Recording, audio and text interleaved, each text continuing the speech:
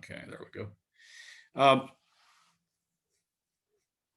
Yeah, we always start these, and tonight there are really two, well, actually two or three elements on the discussion. First, we'll kind of sort through everything and make sure that we're kind of aware of deadlines and dates and things like that. I'm certainly somewhat flexible on all of that, as some of you know that we've talked directly about this, and so it is we're kind of working to an end here, but realize that the end is not next week, but it's after Thanksgiving. The first week in December is actually the end of the process, and so we've got a little bit more to go. But next week is the official end of the process, and we have not scheduled a Zoom session for next week. We will do that as necessary, or if you feel there's a help session needed in there, and of course that's driven by the fact that I need to get feedback on as much stuff as I can. Obviously, things that are due on the 20th. The feedback's going to be probably a little bit more brusque. In other words, it might be not detailed. The feedback on your original evaluation project, the group project, will be much more complete in that you really don't need to do a rewrite on that. I'm simply going to do a good markup of all of those 4 or 5 projects. So it is coming down to the end here. But first, how's it going out there in the real world of schools? Are things at some sort of steady state? Is it one surprise after another? Is it waiting for the next shoe to drop? Have people made decisions about second semesters? All those things. And so I'm interested to hear where you might be at in terms of things happening.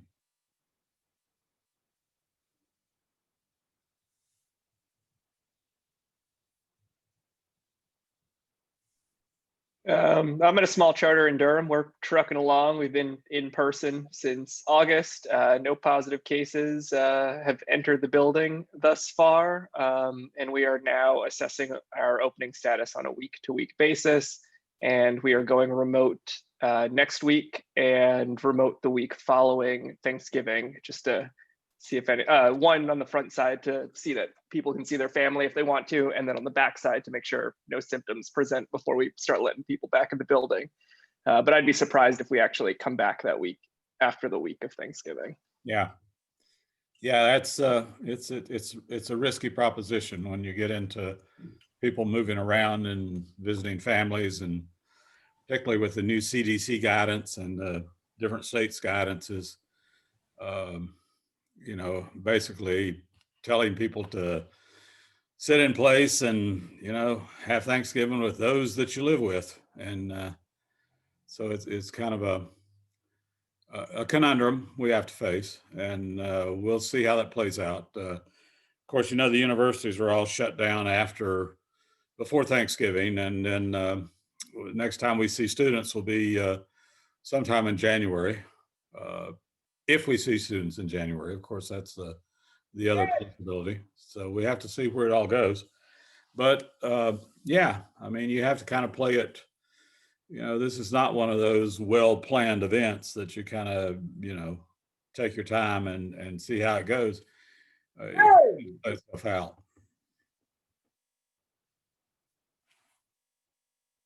Others, come on.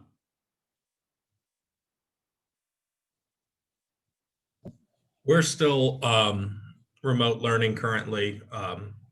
Based off the metrics, if they get to the appropriate level, we would start on a blended schedule in January. Something about leading. Of our Wilkes and Columbus classmates after Governor Cooper's press conference. Hey, Stephen, you're not muted. There you go. Okay. Yeah. I was gonna say it's I'm in charge of leading a lot of the planning for our school's reopen plan, but it's also like as much effort as I've put into that, like looking at our trajectory and our numbers for positivity rates, I'm like, will it ever come to fruition? But that's kind of where we're at. Yeah. And Yeah. we've had students that have had it. Thankfully, they haven't been in the building, but I mean, like it is still, because when people are like, kids can't get it, well, it's like we've had multiple children that have gotten it, so that's unfortunate as well. Yeah, I understand that national figures about 20 to 30% of the cases now are presenting among young children, school-age children, and so you know, they're getting a lot more cases, and we've also discovered that the latest guidance from CDC is that they are also spread. They provide a much greater spread of virus than an adult. In other words, they produce much more freestanding virus than do adult patients, for whatever that's worth. And so we do know that kids get it, and we know that a lot of times, in fact, a great deal of the time, they're asymptomatic, but they also spread at a much higher. I forget what they call it, but it's basically a spread rate. You know, what is the number of viruses that you shed rate? That's what they call it. That they shed more virus than do adults. So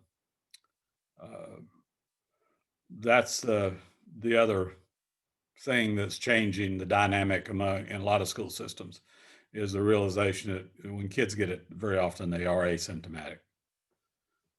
Yeah. We welcomed back 15,000 kids to buildings full-time Monday through Friday on Thursday. And then we brought back 5 more subgroups yesterday for pre-K through 12.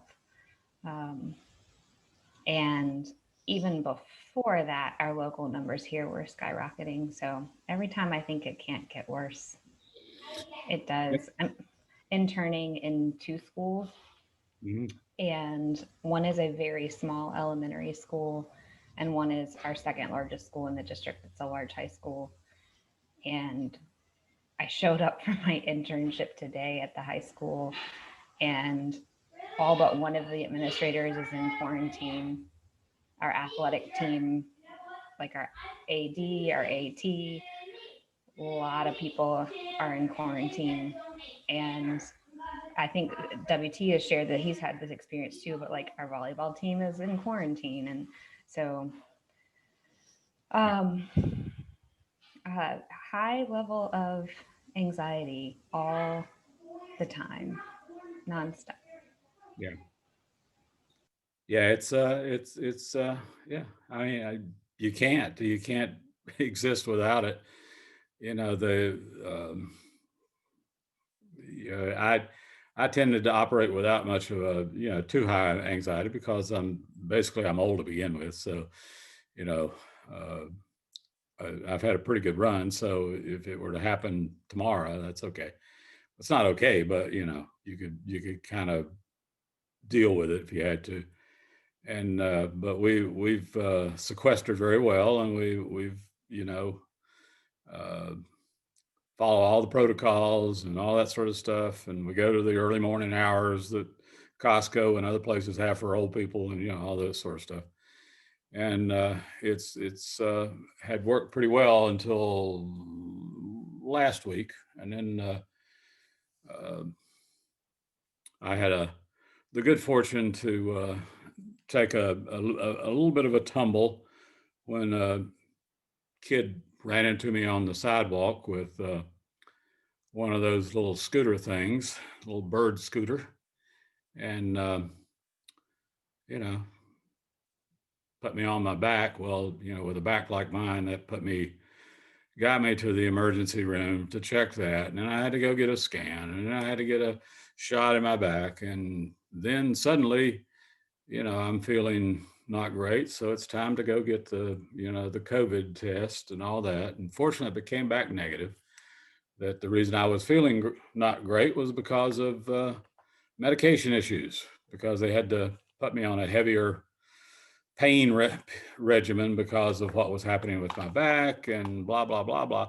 So, just when you think you got it nailed, you're kind of walking down the sidewalk in front of your house and, some kid clips you on a scooter. So, hey, you deal with whatever, but it's taken, 10 days, close to 2 weeks to get back on a kind of a level playing field and get the meds balanced out so you can actually think straight and read stuff. But it is it's a crazy world out there, and people are, they get them people that try to operate as if it's not really are as much the problem as anything. And even if you do all the right things, you still have, some susceptibility. So, I mean, that can all add up to a lot of stress, but at the same time, I mean, you really have to be able to do a little bit of the Alfred E. Newman, what me worry thing, because you can only do so much. And beyond what you can do, you can't control all the other elements that are playing around out there. So we all have to realize that it's crazy. Other people want to talk about this, that, or the other. I'll take a short stab at it. So I'm in Columbus County, so we're one of the hot spots that Alexa was referencing earlier, which is scary in itself. And that I just see how lax everything is around me, and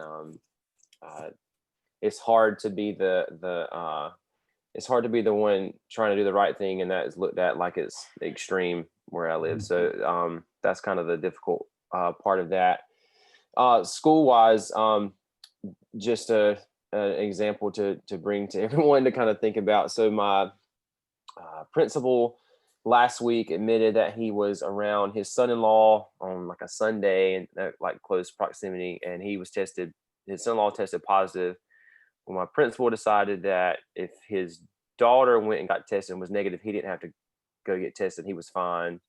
So he didn't get tested, and then his daughter got tested Monday, and now she's positive. So then he decided to go home just for a week, though. He's not going to get tested or anything, just for a week. So that's the kind of stuff that we're dealing with just at my school. So I don't even feel like we're trying to pack as many people in our classrooms as possible. And I say I'm definitely not. So it's very discouraging. It's very hard to have conversations with those that don't feel as though it's a serious situation. I just around here just passed around just the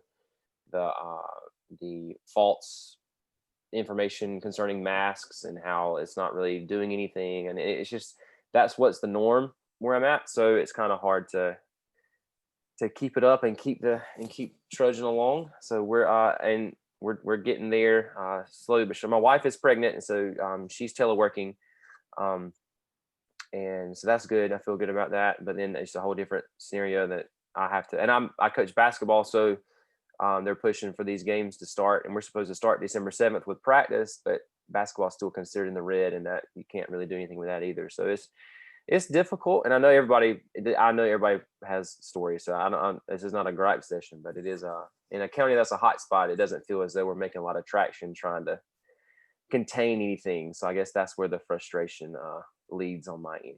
But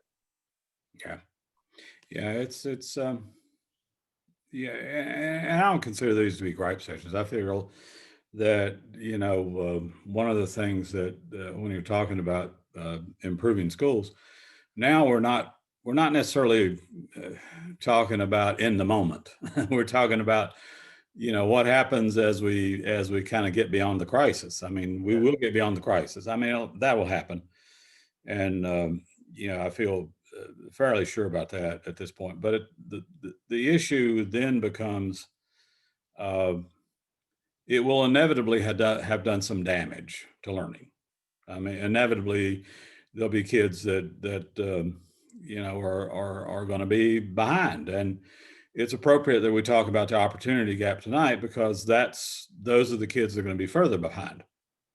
They started at not a good point, and they're the kids that don't have access to resources and don't have access to support structures at home and don't have access to sort of a knowledge of the world around them, because they've been sort of sequestered in a fairly small world most of their lives. And so how do you assess and make up the ground that they need to make up? I mean, what do you plan? What's your plan for dealing with them? And I can guarantee you the very first plan that a lot of schools are going to come up with is some way to segregate those students from other students. And that's probably the worst plan, because we know that, peer learning is a powerful force. And on the other side of that, peer not learning is a powerful force too. If you're in a group of students that all want to learn, then okay, you kind of encourage each other, you compete with each other. But if you're in a group of students that really don't place a high value on learning, because they either haven't been supported or it's just not an expectation that they have, then they're also going to work to that level. So we have to figure out what kind of programs and what kind of resources and what kind of things do we need to do to try to begin to level this gap back up again. We know the gap's still there, and we know this is just going to increase that gap. And let's not worry about anything that they've lost during this time period or not gained during this time period, because this is a crisis. We're keeping schools going as much as to create a stability in the community as we are for students to learn. I mean, essentially, we're doing this because, the community wants it to happen, because they want some sense of normalcy. And even though it's not. And so, you have to think two time periods here. You have to think, what do we have to do in the short term to make this thing work? And then what do we do in the long term to help these people, help these kids get caught back up, to get back to where we need to get them? God, this light is miserable. It's supposed to be it's hot enough to be a studio quality light, but it's not a studio quality light. But it is, well, that's a good look too. Okay. Maybe I should put myself back in the dark. You might like that a little bit better. But anyhow, the idea that we can begin to systematically plan now how to put all of this back together and begin to get at that gap is maybe an unrealistic expectation. Maybe not, but I think it probably is. But we have to get through this. And so we have to have a plan for the short term. And then we have to have a plan for the transition to come back from this once the vaccinations and all that start. And then we have to have a plan after that. How do we get these kids where they need to be? How do we begin to bring everybody back to some point? And we need to think creatively, because we just can't go back to plan B or whatever plan we had in place. We just can't go straight back to that, because it won't work. We have new difficulties to face with kids, and it's different than the previous difficulties. And so what I have been doing the last couple of weeks has been doing a lot of reading around, as much as I could stay awake for, around the notion of how some of the big thinkers are thinking about how do we get back. And in one really nice outcome here, the transition for President-elect's education policy and education program, Department of Education person. The transition person is, you know, Dr. Linda Darling Hammond from Stanford, who is probably one of the most profound ed researchers you'll ever run across. And she's very much focused on, you know, the gap, the achievement gap, the opportunity gap, and all those things. And so, you know, she was chosen to lead the transition team. She's been asked to do the Secretary of Ed, but she's a little old. I don't think she wants to get back into administrative stuff. You know, Linda's probably 75, maybe late 70s, and has never, you know, has been not in the best of health, you know, for a few years, various ailments. And so, but she's leading the transition, which means most of the ideas and most of the plans that are going to come into place for what will be an Education Recovery Act that they're planning for will be focused around kind of her thoughts about how do we get kids caught up? How do we get them there? How do we get where we need to go? And so we'll kind of see how it plays out. But there are three distinct phases there. There's what we're getting through right now, and this is like triage. This is just doing what you have to do to get through the day, get through the week. You know, you got school divisions making decisions on Friday and Saturday of whether they're going to be in session on Monday. And, you know, that's an untenable thing to do, but that's what they're having to do. And so, you know, it's kind of like a constant snow day thing. I mean, you wake up every morning and instead of looking at how slick the roads are, you're looking at the numbers, you know, how many cases are they, how many positives, what percentage of tests, things like that. So it is a difficult time, but that's one stage. And immediately after that is the transition stage. How do we go from this back into a more stable school environment? And then there's the stage where we have to figure out how to catch these kids up, how to get them back where they go, where we need to get them. So anybody have any thoughts about that? You have any thoughts about how we get back? I mean, how do we get these kids back?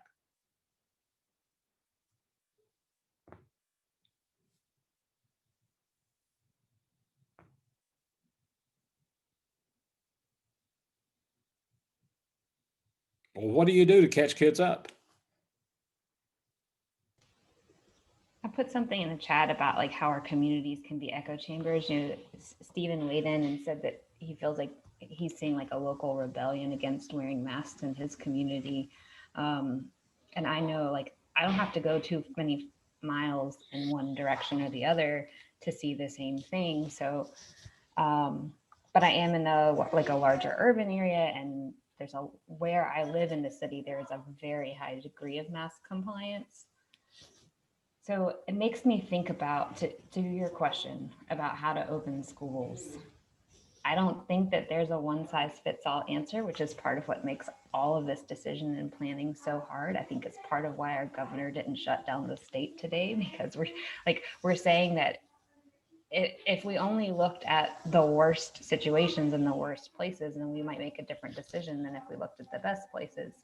So I think about this every day, and I'm sure you guys do too, as you're navigating your own work with whatever model you're in of bringing kids back or not.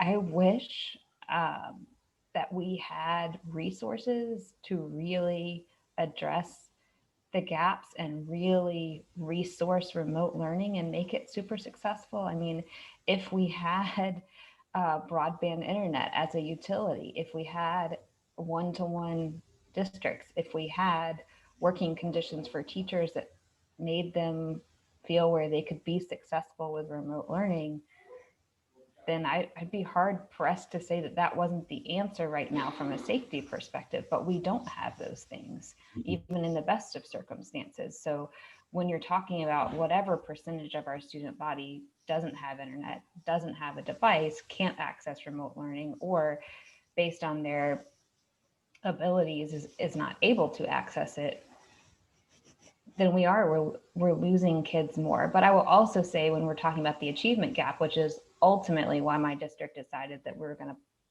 put a third of our kids in buildings right now, the achievement gap has been building for over 400 years in this country. It did not happen in 2020, and it didn't happen 10 years ago, and it hasn't happened in any of our careers. And so I agree with you, Dr. Bolt, that like to say to say that we're going to magically solve this over 400-year-old problem that from my view, and certainly from the research and the text that I've been reading this year, really began when we started bringing slaves to this continent. We're not going to undo that in remote learning, and it's going to take a much longer investment than anything that we're doing right now. And when, you know, schools have been going in the exact opposite direction, you know, the multi-tiered system, okay? We know that the multi-tiered system has created a resegregation of schools.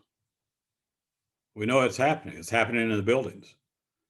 And when you look at which kids are placed in which tiers and which kids are combined in quote unquote ability groups and homogeneous groupings and things like that, any sort of objective look at that in any way, shape, and form, you know, tells us we've resegregated buildings.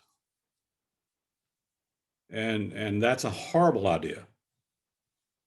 Now, how do you do sort of and some of the research tells us that ability groups are the way you have to go. You know, you have to go with, but if that if that kind of takes you in a direction that creates a greater level of social damage and a greater level of opportunity loss or achievement gaps, you know, how do you make those decisions?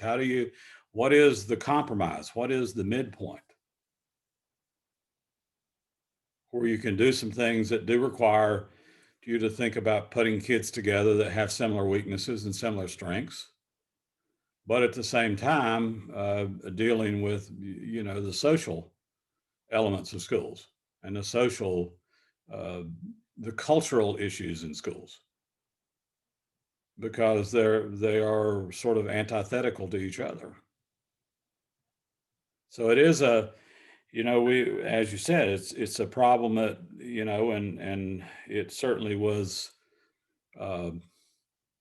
partially initiated by the fact that we decided it was a good idea to bring, you know, people over as a resource, and you know, they came from different places, and it was, you know, we had the large original sin of the country, which is slavery, but at the same time, you know, people were coming from England and Ireland and my ancestors and all that were indentured servants that were coming over for periods of 3 to 7 years. And all, you know, the only thing they had going for them is that they weren't Black, you know, and so they didn't suffer, certainly didn't suffer the, you know, the abuse and all the things that happened with the, you know, the slavery element, the original sin element. But at the same time, we had a structuring, a caste system that basically said you were in, you know, a group that had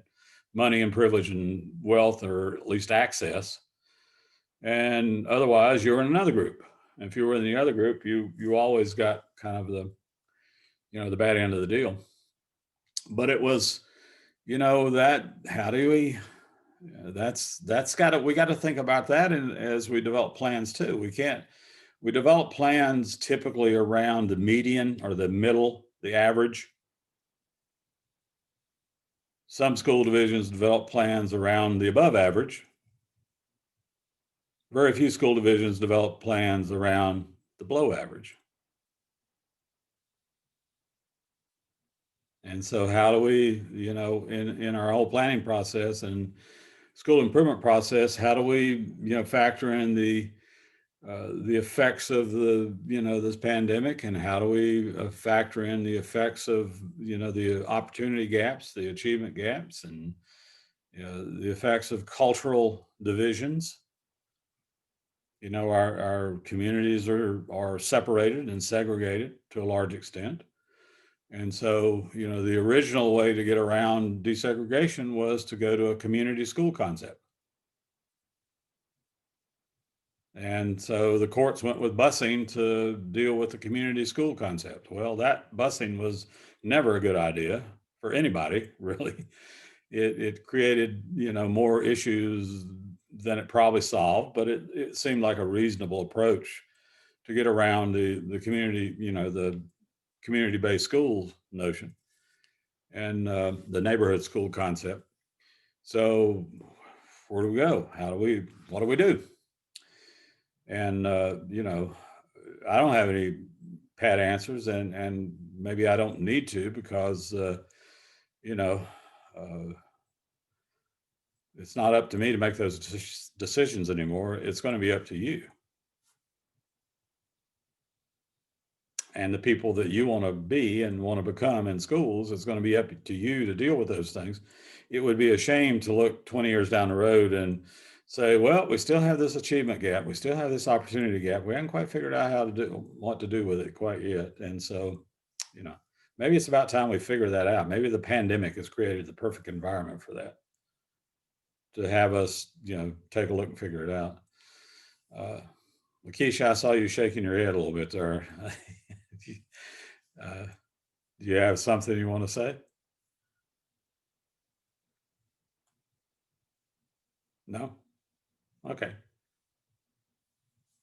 Other folks, I'm sorry, I'm on the binge. I guess I'm just I'm pissed off because I felt like crap for 2 weeks, and now I finally feel a little bit better, and now I'm just angry about a few things. I didn't catch what you said. The internet here is not too well. Oh, okay. Yeah, it's just, I don't know how we deal with this.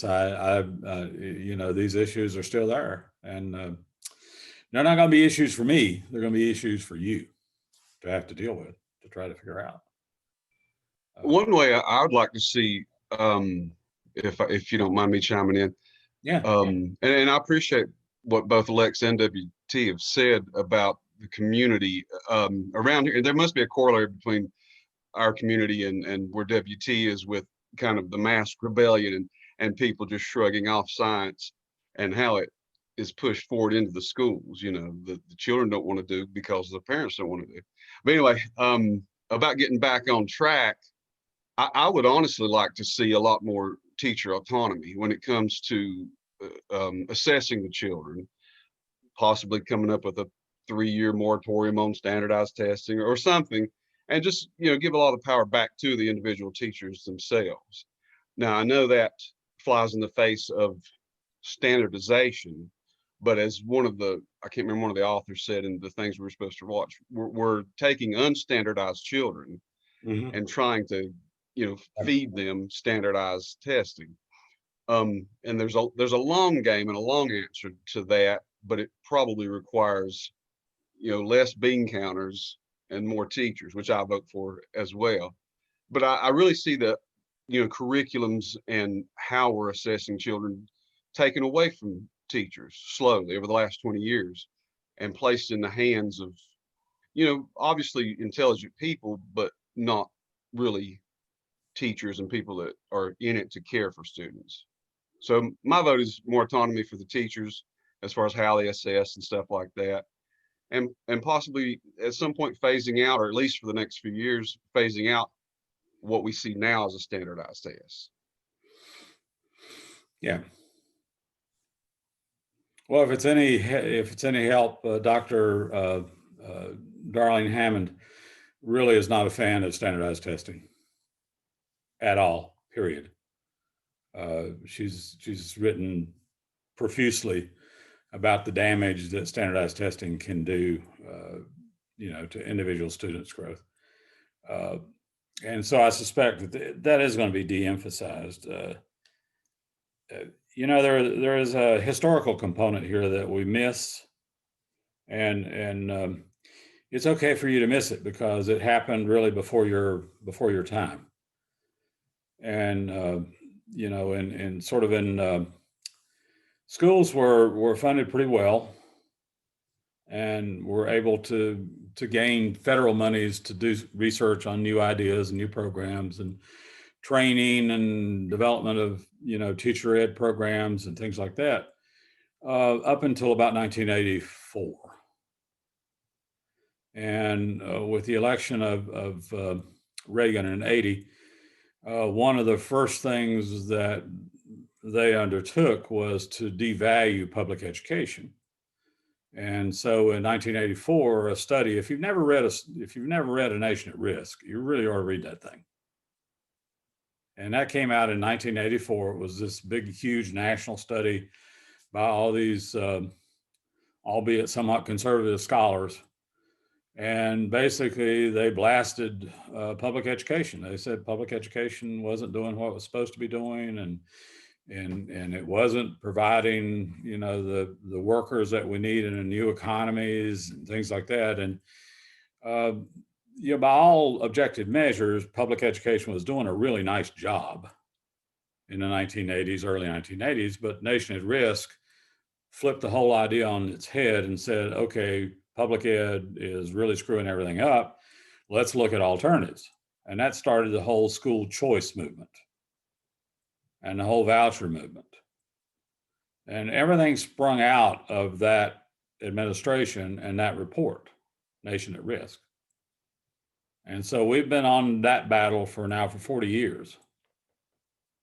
You know, when the Nation at Risk came out in '84, I've been at university for 6 years and was doing a lot of research around partnerships between you know, school systems and community colleges, and between community colleges and universities, between school systems and universities, and looking at how we could kind of, you know, make sure that we interface well enough to so that kids are prepared for the next step, for the next, you know, thing that they do.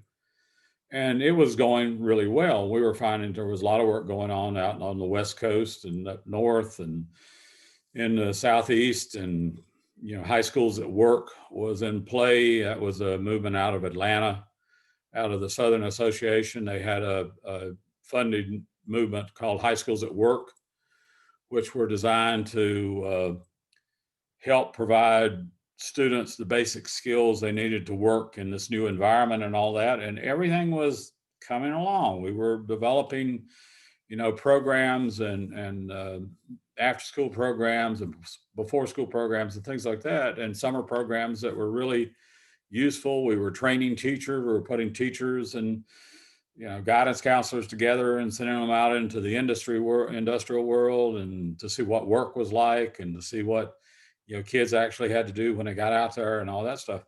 And all that began shutting down after Nation at Risk. And so for the last, I guess, 36 years now, or best part of 40 years, we've been fighting the battle to get back what we lost. And so if you know, most of the conclusions drawn by Nation at Risk, once again, were not supported by the actual facts that were on the ground. Where is that different? Making decisions not based on facts. And so we've seen that push now for almost 40 years. And we've gotten education, kind of public education in particular, kind of in a bind, where we're underfunded, we're under-resourced, we're understaffed. You know, we're locked into one model, a 9-month school year, the old agrarian model. Just about every other place in the world does 12-month school years. We don't do apprenticeship programs very much at all. All the other industrialized countries have very exhaustive apprenticeship programs.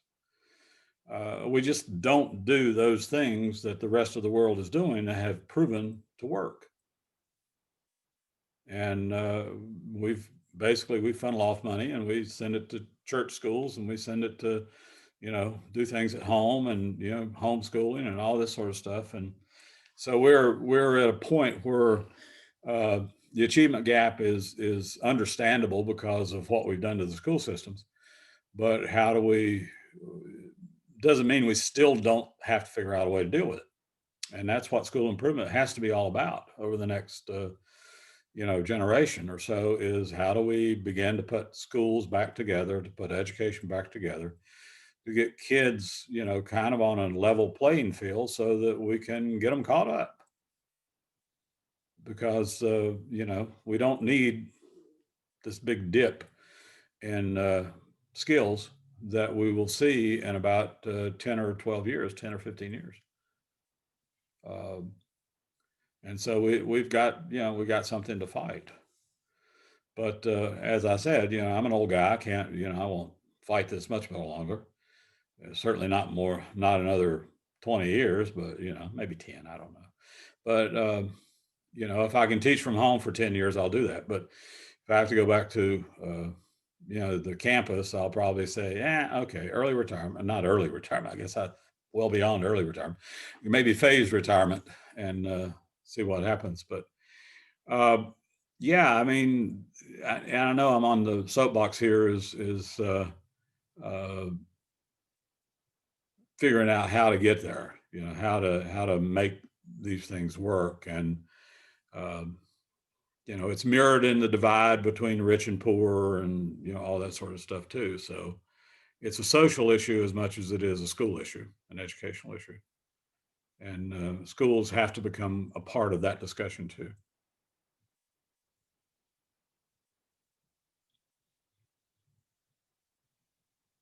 So which parts of that don't you believe? Which parts of it irritates you? Or which parts do you support? Or I can remember the Reaganomics trickle down theory that, of course, did not work. the curve. I always thought that was an appropriate name, the Laffer curve. Yeah, It was a real but did you see that as the book in that era as a kind of a rally against a liberal education? I don't know if it was that much. I don't, another thing that happened in the 70s, and if you really want to delve deeply into this, Google Lewis Powell's letter to the Chamber of Commerce in 71. Lewis Powell, who became Supreme Court Justice later in 71, he wrote a letter to the Chamber of Commerce in 1971 that basically said that corporations and industries had allowed the liberal, non-democratic leanings to take over the country, and it was time to take it back. And they needed to do that by, breaking up the quote unquote liberal educational establishment, by taking control of the court systems, by, doing all these things. He basically laid out the plan for the Heritage Foundation and all the folks that kind of believe in those sorts of things. And they needed something to hang it on. And they found this economics guy who was not really an economics guy. He was in a totally different line of work. And he developed on a cocktail napkin one day. He was meeting with a couple of Republican leaders, and he sketched out on a cocktail napkin this whole, what was called the Laffer curve, L-A-F-E-R, that was his name, which was the whole notion behind trickle-down economics. The idea that there was a point at which taxes and growth maximized each other, and that somehow we were way above that point in taxes, and we needed to cut taxes in a considerable way to come down to that point, but also that those taxes that we cut needed to go back into business and industry as capital to create growth. And it was a very lucrative theory. It had a lot of, it just didn't have any data behind it. and nobody has ever been able to demonstrate that it actually worked. And so all that colliding together with the nation at risk on the school systems and things like that, that's where we are. And, you know, but once again, it's solvable. It is solvable because we just have to figure out, you know, as a country and as a culture and as a society and as schools, how do we bring these kids up to a level playing field?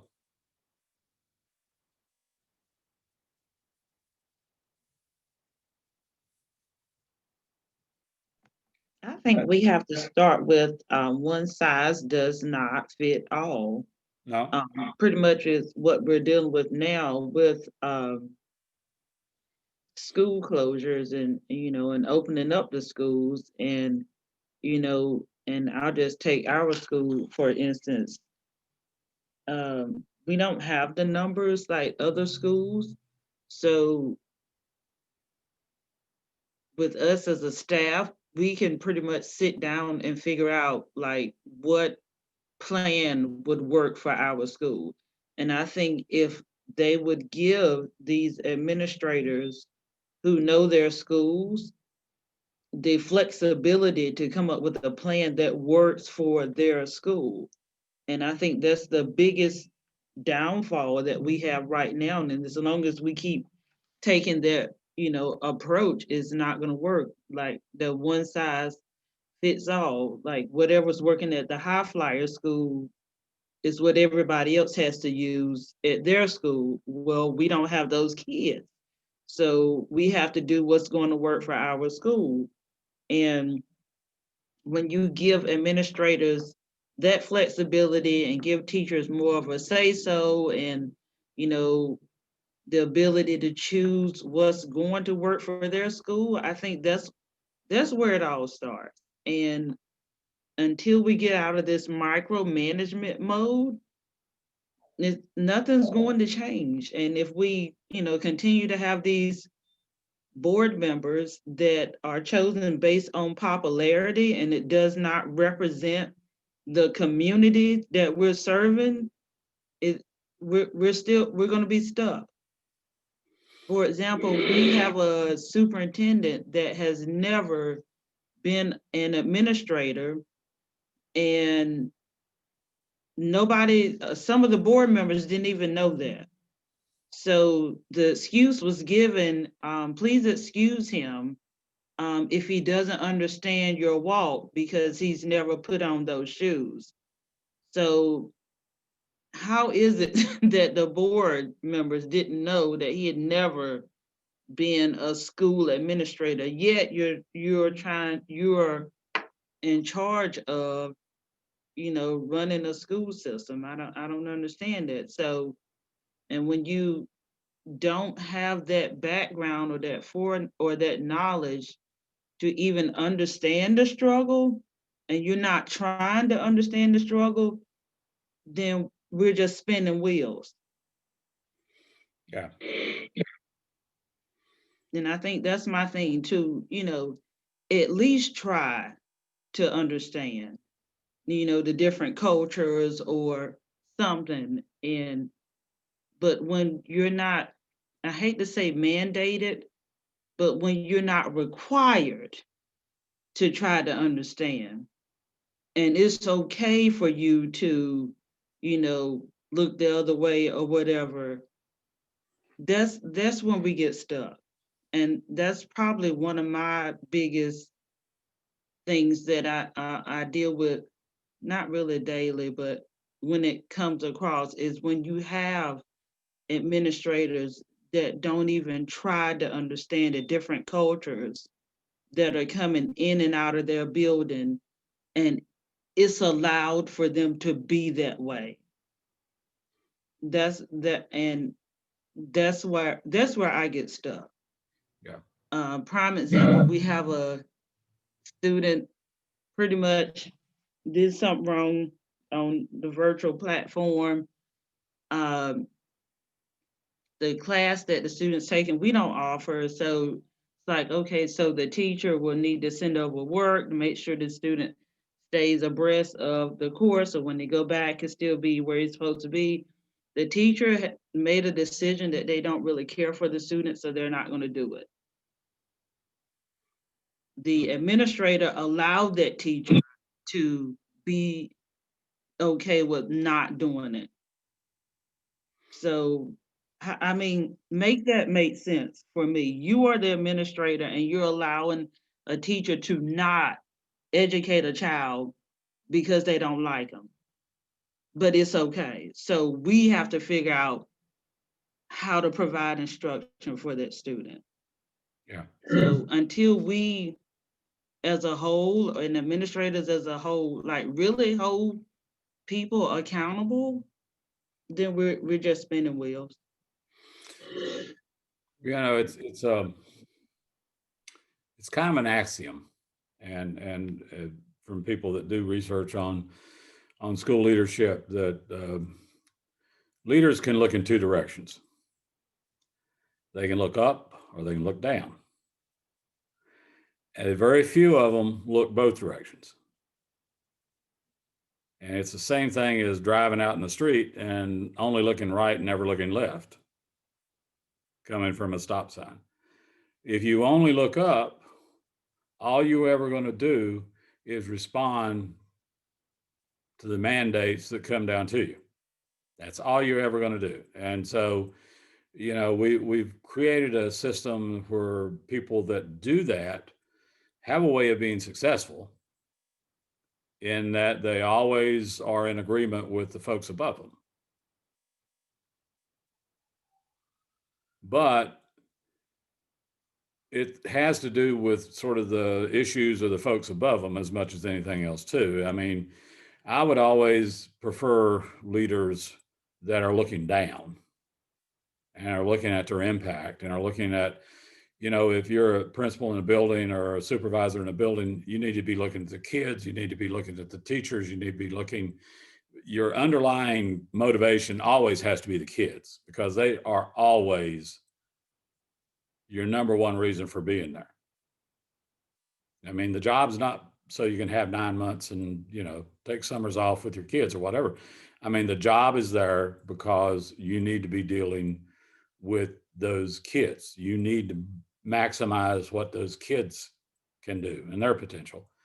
But if you spend all your time looking up, trying to figure out, is this going to get me in trouble with so-and-so, or is this going to make me create a problem for me with so-and-so or whatever, if you're making the political decisions like that, then you're never going to be worth a damn.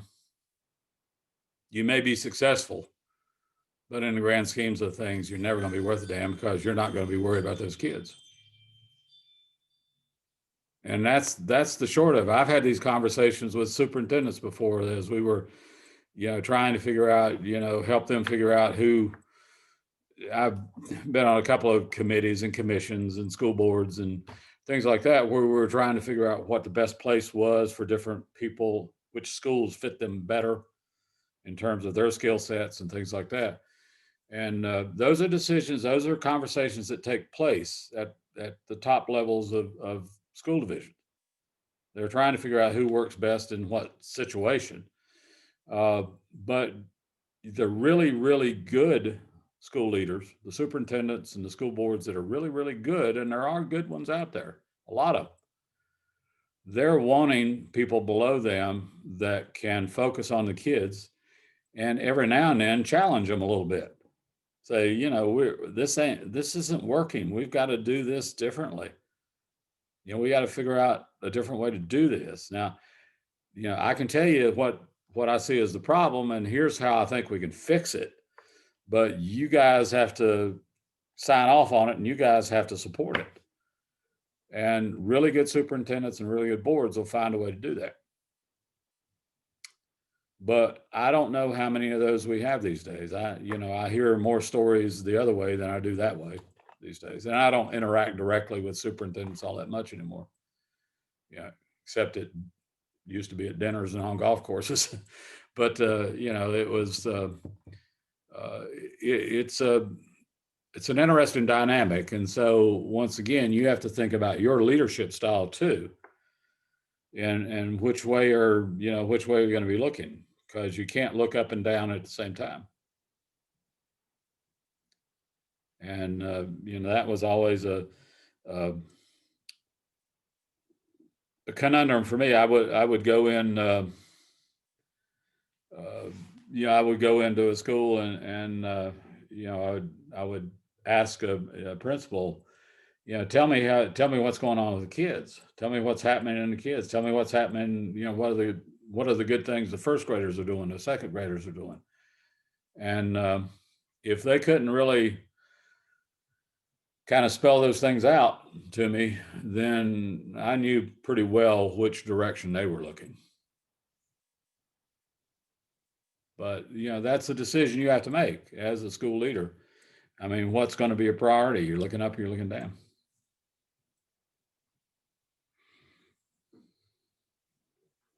I couldn't make that decision. I mean, early in my career, I walked away from the path that would have put me in a superintendent's chair in a large school division, but I didn't want to go there because I couldn't see making those decisions. And knowing the politics of that school division, I couldn't see them hiring me if they knew what kind of decisions I would be making. So it was, you know, it was one of those deals. But yeah, so all of these things have to go into this planning process. Now you can, on the web page stuff, you can look at the legal stuff. I mean, the legal stuff's real clear as to how you have to do this, and you know what structures you have to put into place and all that, and what representation need to be on, you know, school improvement committees and all that. It's pretty well set in stone. And, you know, those are not things that you really need to discuss all that much, but you do have to discuss, you know, how you're going to make this transition to the new school systems that will exist after this thing is over, because you will. And, you know, you're going to need all the support you can get, but at the same time, you will be in some of the hot seats and having to make those decisions. And so you have to come back and revisit that. Yeah. I noticed over here in the chat, there's a lot of, you know, a little bit of discussion about communities and things like that. And yeah, you know, schools are an arm of the community. But, you know, that doesn't mean you have to be an arm of, you know, all the stupid people in the community. I'm sorry, I use that word inadvisedly. People are not stupid that believe different things not supported by any facts. I don't have a better word for it, but I'm sure they're not. But they believe in a different world with different facts. And, you know, I don't know how you get by that or how you get around that. That one I'm still struggling with. But other thoughts, other things I know we got off track, but I got, you know, going. I'm sorry.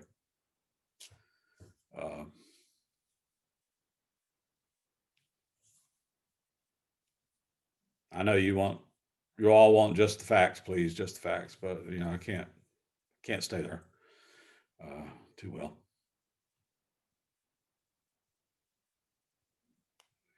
So yes, you have two things left. You have the one project, which is your individual sort of school improvement plan idea.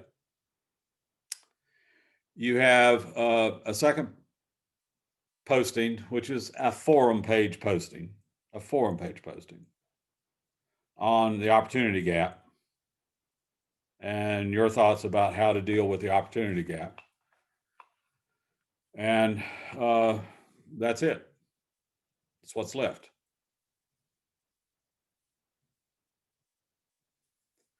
And if, you know, those come in, you know, on time, on relative around the 20th or so, then we can, you know, you'll respond obviously as you normally do to the forum page postings. And, you know, those are pretty much a given in terms of, you know, posting your ideas and your thoughts and have other people respond to them. The school improvement plan piece, your sort of personal school improvement plan piece, that will be a piece that I will look and give feedback to and ask you to redo if it's necessary that you redo it. And I'll make some edits on your group projects, but you know, those will not necessarily need a rewrite for me. You may want to rewrite those if you're going to use it for using the feedback, if you're going to use it for a portfolio item or whatever at some point.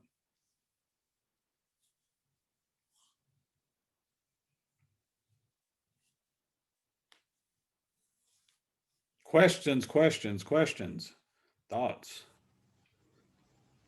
I have 2 questions. Okay, good.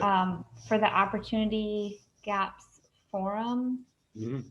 I didn't see a place in As You Learn for I that to be a forum. Did you want to, there is a forum, it just has a different title for tonight's class. Do you want us to post in that? Essentially, forum? that's it.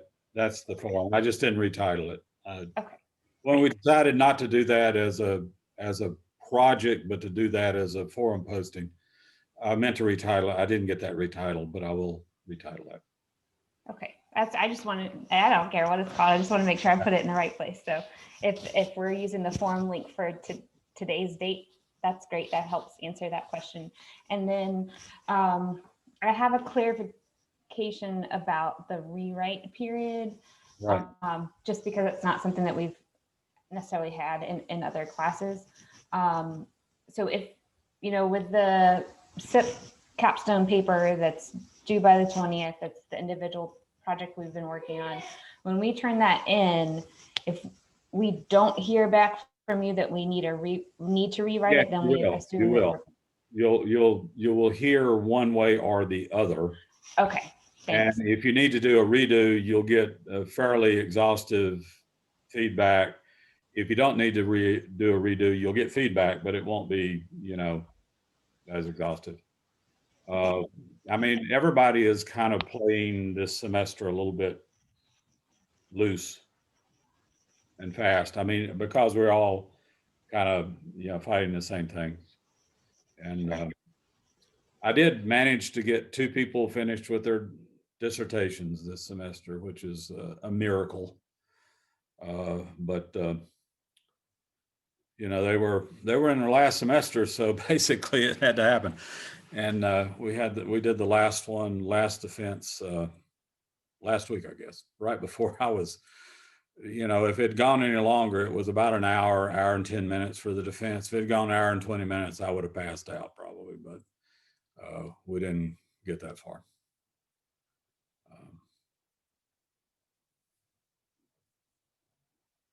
Other questions, thoughts?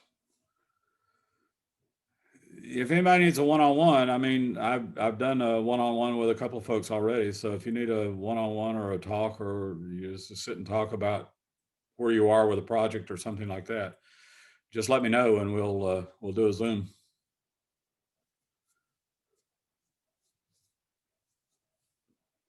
Anything else? Others? All right, folks, hang in there. 6 months from now, this will all be something we look back on and say, ha, we had it all the way. Yeah. Those of us that are still here, we've had it all the way. Okay. Just keep that in mind. Positivity. It will all work out. All will be well, all will be well, all will be well. Some famous saint said that. I can't remember who, but you know, it's a Presbyterian thing, I think. All will be well, all will be well, all will be well. So have a good one, folks. Good night. Have a good weekend. Good week, good weekend, whenever. And if you need any help, give me a yell. All right. Stay safe. Bye, everyone.